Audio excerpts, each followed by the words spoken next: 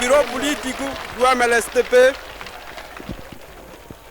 encarregou-me de transmitir que decidiu, por unanimidade, na sua sessão de trabalho de 9 de julho, investir o camarada Manuel Pinto da Costa, secretário-geral do MLSTP, no cargo de Presidente da República e Chefe de Estado.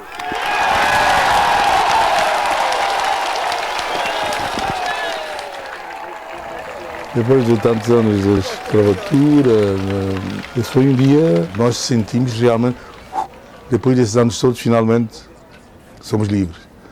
E nesse dia, quando entro no palácio, foi interessante.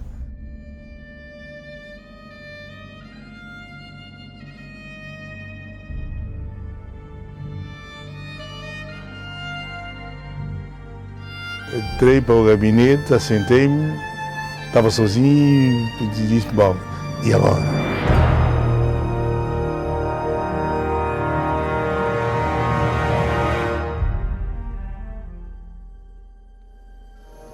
Este documentário, que foi estreado no Centro Cultural Português, vai permitir que as novas gerações conheçam uma versão da história do seu país. Nós constatamos que a nossa história, a história de São Tomé e Príncipe, é muito pouco conhecida. Poucas são as pessoas que conhecem a história.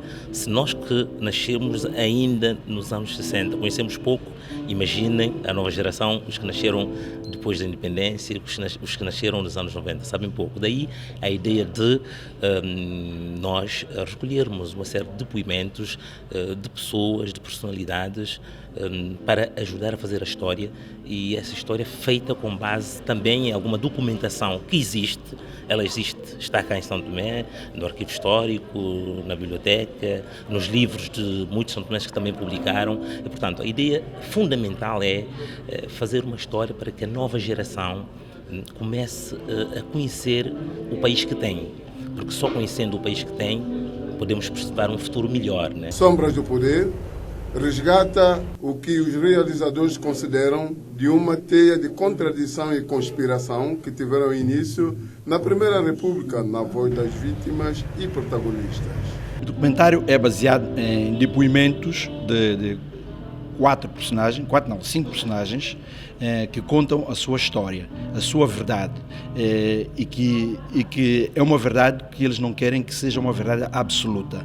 É uma verdade de tudo que se passou em dois processos políticos de São Tomé e Príncipe. O primeiro processo político foi depois da independência, que é a partir de 75, chamada Primeira República. Com a independência do país, os independentistas, os nacionalistas, nesse caso, instalaram o poder no regime ditatorial, onde houve muitas prisões, torturas físicas, psicológicas, e depois temos uma segunda parte, que é a Segunda República, que falamos um bocadinho do multipartidarismo, que foi um bocado assombrado com algumas tentativas de golpe de Estado, mas que felizmente correram tudo bem, com negociações, amnistia. Por isso as personagens, nesse caso as 5 personagens, falam um bocadinho desse processo da Primeira República e na Segunda República. O documentário, que foi estreado primeiro em Lisboa, depois em São Tomé, resulta de uma parceria entre os autores, a Embaixada de Portugal, Camões Instituto de Cooperação de Língua. Foi com muita honra que recebemos aqui a antestreia do filme Sombras do Poder, que também foi apoiado pelo Instituto Camões de Portugal. É fundamental ter estas iniciativas que nos lembram a história do país e que levantam questões muito importantes. Como se percebe bem pelas reações, é só uma parte da história, é uma visão. Haverá outras, não é? Mas o que é muito importante num regime democrático como vivemos felizmente em São Tomé e Príncipe é termos estas visões que se podem completar e complementar e não tem que estar sempre de acordo, não é? Mas, como digo, foi um filme muito, muito interessante para mim, com estes testemunhos vivos. Portanto, é uma história que está ainda viva, está connosco, não é? e achei o filme maravilhoso, com um problema, é que não acaba. Os espectadores que estiveram presentes deram a sua opinião sobre Sombras do Poder. O documentário foi feito com muito nível.